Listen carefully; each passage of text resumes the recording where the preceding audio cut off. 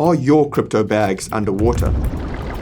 You bought altcoins in the previous bull market and are probably wondering, when will they recover? Or perhaps, will they ever recover? Well, that depends on a number of factors, and in this video, I'm going to tell you exactly what they are. So, stay tuned. The singular most important factor that has weighed down your bags is the fact that we are nowhere close to any sort of altcoin season. I mean, here's a fun fact. Since the fall of FTX, there have only been 8 coins that have broken through their previous all-time highs against Bitcoin. You can see them right over here. Pretty bleak indeed. In fact, if we were to take a look at the entire altcoin market as measured by the inverse of Bitcoin dominance, it's nowhere near the levels that we have seen in previous cycles. Over the past 6 months, we have been between 51% and 56% in BTC dominance. By comparison, in the 2017 to 2018 cycle, we went from 86% to 38%. And in the 2020 to 2021 rally, we went from 70% down to 38%. However, it's not just prices that we can point to, but the broader lack of retail inflows coming into the market. For example, in the peak of the previous bull market, Coinbase had retail trading volumes of $177 billion in Q4 of 2021. However, in Q1 of this year, they only had $56 billion, so that's 68% down. And speaking of Coinbase, its App Store ranking is also way lower than it used to be in previous cycles. In the 2021 cycle, the Coinbase app was the #1 most downloaded app in May and October of that year. We are nowhere close to those levels right now. We can also look at social sentiment to get a gauge. You can get a sense of it on Twitter, for example. About a month ago, the chaps over at Lunar Crush looked at the number of mentions that we had seen for numerous different cryptocurrencies. They came in short spurts and bursts around key events, but they were definitely not sustained. Similarly, as content creators, we have noticed that the views and subscriber growth that we have seen in this cycle are nowhere close to those seen in previous cycles. Our friend Mr. Benjamin Cowan actually tracks this data, and you can see over here that those views are way down. Not only that, but videos we created which were targeted at newcomers have not performed nearly as well in this cycle as they have in previous years. The only YouTube content that does well nowadays is obviously those just targeted at crypto natives. Oh, and check out the search trends over here on Google. Nothing compared to the previous cycles. It's even crazier when you consider that this year we have went through not only a Bitcoin all-time high, but the Bitcoin halving. And no, I hate to break it to you, but the meme coin frenzy you're seeing on Twitter right now, that's definitely not considered an altcoin season. It's basically akin to people pushing around penny stocks when the rest of the stock market is in a lull. It's peanuts in comparison to what the market really needs. Heck, there is even a chart called the Altcoin Season Index, which you can view on this website over here. As you can see, far from an altcoin year. So, it's pretty clear that we aren't even close to an altcoin summer season. In fact, it's not even spring yet. But this then begs an important question. Why?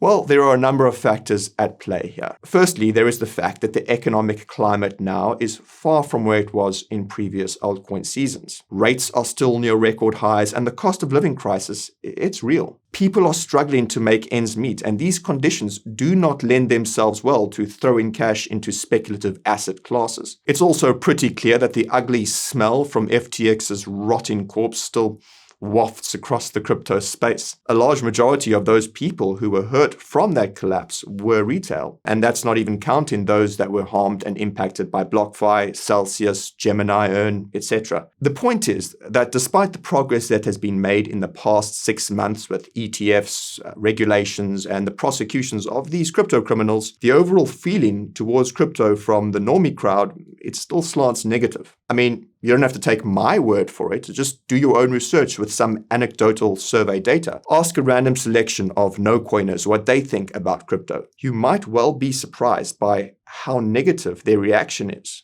It can sometimes be easy for those of us who work in this sector to forget, but most retail reads the front pages of the New York Times, the Washington Post, and the Guardian, etc. That's the extent of their crypto research. It's also fair enough to say that those retail and institutional flows that we have seen coming into the Bitcoin ETFs are from those who had not been buying altcoins in the previous cycle. I mean, why would they buy a paper product right now when they had previously invested in crypto itself? And expecting those who had invested in these ETF shares to rotate into the broader altcoin market, that's some wishful thinking. For one thing, we don't even know how much demand there is going to be for the ETH ETF products. They have not launched yet, and the estimates about how much could flow into them, they're quite wide. We actually covered this in a recent video, which I'll obviously link to in the description for you guys if you want more of a lowdown. Now, even if these newer investors feel comfortable investing in ETH through an ETF, what makes you think they'd be willing to move into a completely different altcoin from there? It's a huge leap of faith.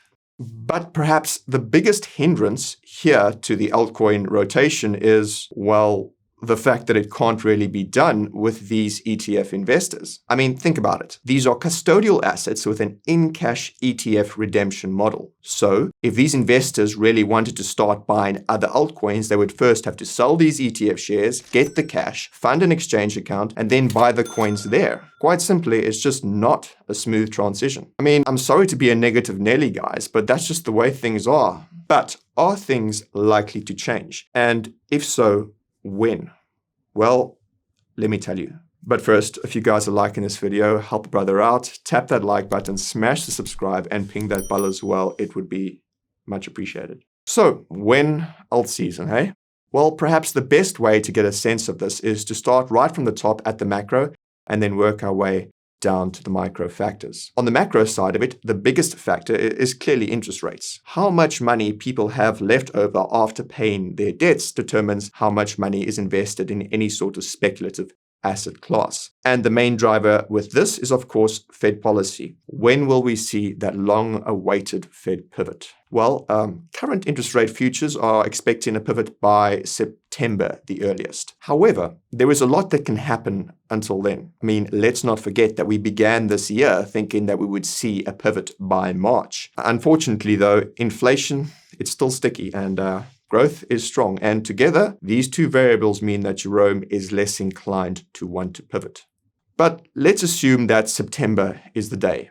You then have to ask yourself how long it will take for the reduction in rates to work their way into people's pockets. This is the lag effect of monetary policy, and it can take anywhere up to 18 months. That said, markets are forward-looking, and so are people. If interest rates start trending lower after September, then people will likely be more inclined to be more liberal with their discretionary disposable income. If broader retail does start to invest in crypto again in late Q3 or early Q4, then you are going to start seeing a number of signs that the flows are coming back in. Many of those social and trading volume metrics that I mentioned a few moments ago, for example. And based on previous Bitcoin altcoin market cycles, we will also have to see Bitcoin continue its upward trajectory. Remember that crypto market cycle theory goes Bitcoin rotation into alts, as was the case in previous market cycles. Bitcoin has to solidly break out past its all-time highs again, and dominance has to be rallying into the 60% range before we start seeing any sort of rotation back into alts. Now, past performance, of course, isn't always a reliable indicator of future returns, and it is likely that the rotation could begin sooner with a lower dominance top. But,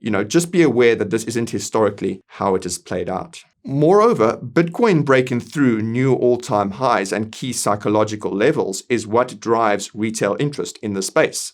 The higher Bitcoin goes, the more mainstream news coverage it gets and the more eyeballs it draws. In this case, much of the consensus seems to be that it could come around the 100K level. But the same can be said for Ethereum. We need to see new all-time highs breaking there before broader retail's interest is once again peaked. Also, there is a lot of dormant retail from the previous cycle.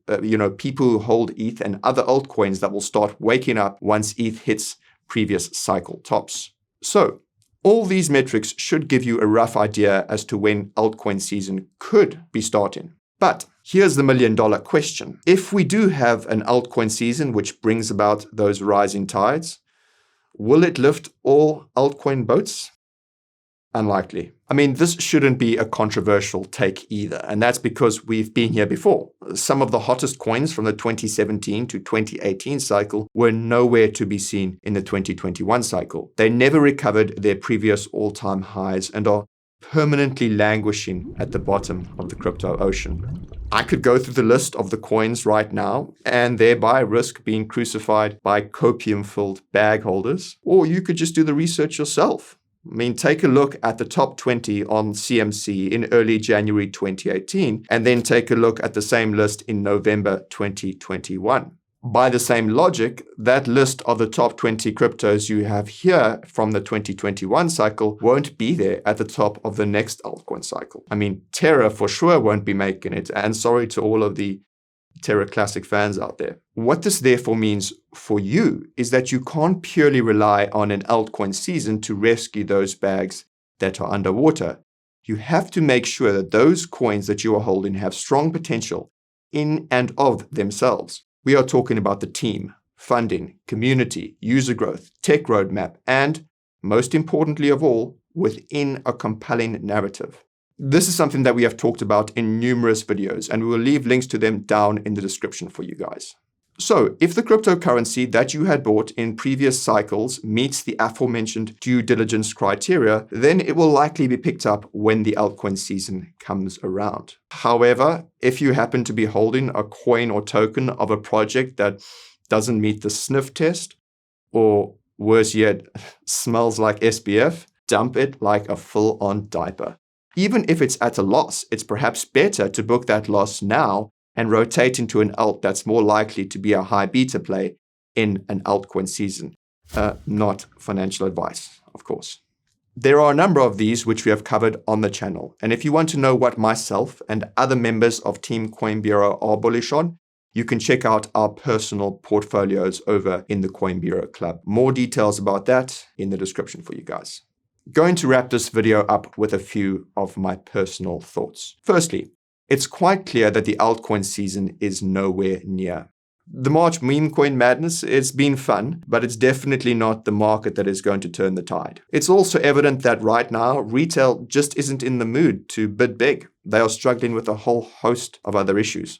However, the hope is that the pivot brings about the monetary climate which spark the conditions required for retail to start exploring digital assets again. As long as we don't get any more nasty inflation surprises, this could be a few months away. And once the pivot has started, sentiment could start picking up again. However, there is one wildcard variable, or should I say, trump card. And that's because the outcome of the US election could either lead to a boom or a bust for the ecosystem. And it's pretty obvious that one administration is likely to be net good for the industry, and one is likely to be net bad. It's hard to tell which way the political winds will blow, but if I were you, I would place that in your due diligence toolbox as well. And speaking of which, don't assume that just because a coin or a token was a darling in the last cycle, that it will be all the rage in this one. Fundamentals are important and are borne out over time. It actually reminds me of a famous saying by legendary investor Benjamin Graham, who, fun fact, was Warren Buffett's mentor. But he said, quote, "In the short run, the market is a voting machine, but in the long run, it is a weighing machine." So be sure that your altcoins are worth their weight in gold, or should I say, digital gold. And that's it for my video today. I hope you found it as interesting as I did researching it. But talk to me. Tell me, when do you think we'll see an alt season? Or should the question be, if alt season? And then if we do, which coins do you think will make it this cycle? And which, on the flip side, NGMI? Let me know down in those comments below. And of course, while you're down there, don't forget to give me a like and hit that subscribe button. You'll also want to turn on noties to make sure that not a single Coin Bureau vid falls through those YouTube cracks. Until next time, folks, adios.